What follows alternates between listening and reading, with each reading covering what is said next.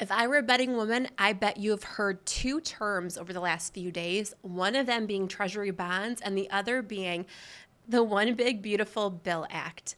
So let's talk about those two things and how they impact each other and how they could potentially impact your investments.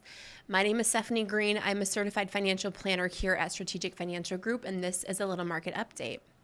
So the One Big Beautiful Bill Act, which sounds like some frat guys named it, was passed through the House yesterday and it's on its way to the Senate.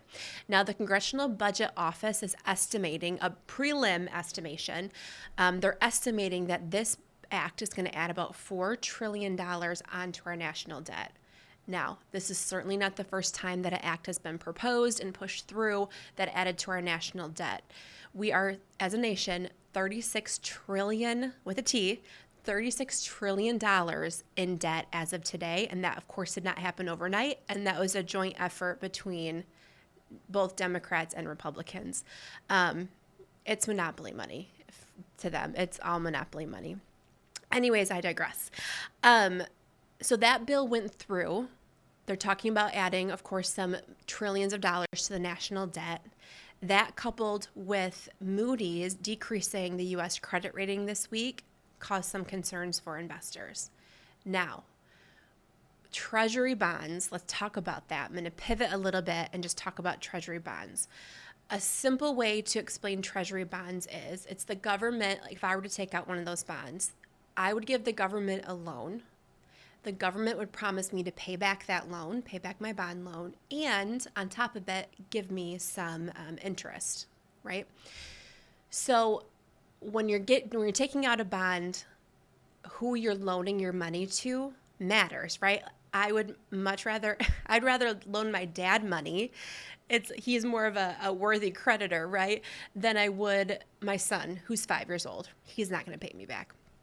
So if I'm going to do business and get a bond with what I would consider a more risky investor, like my son Sawyer, I would expect a better rate of return on that, right? If I'm going to risk my money with somebody who's maybe not as reputable, he's a sweet kid, but he's got $2 to his name. If he's not as reputable, I'm expecting to get a bigger reward, right? Higher risk, high reward. How that ties into our Treasury bonds is over on Wednesday, the yields for Treasury bonds went up. People were viewing the U.S., which is typically considered a safe place to invest your money, with the bill, with Moody's credit rating, and all of that interest, all of that coming together with tariffs, people are concerned about the health of the U.S. economy and of the government. So they are expecting that if they're going to get a bond from the government that might be a little bit riskier, they want a higher reward in terms of a higher yield. So that's why yields went up. Another thing that happened is that the Treasury had an auction for bills or for bonds, and people did not want to buy it. So those two things together really rose the bond yields, which will impact the markets because investors, we don't like it if we're not confident in our nation or our government right now, right? So that's how those two things come together.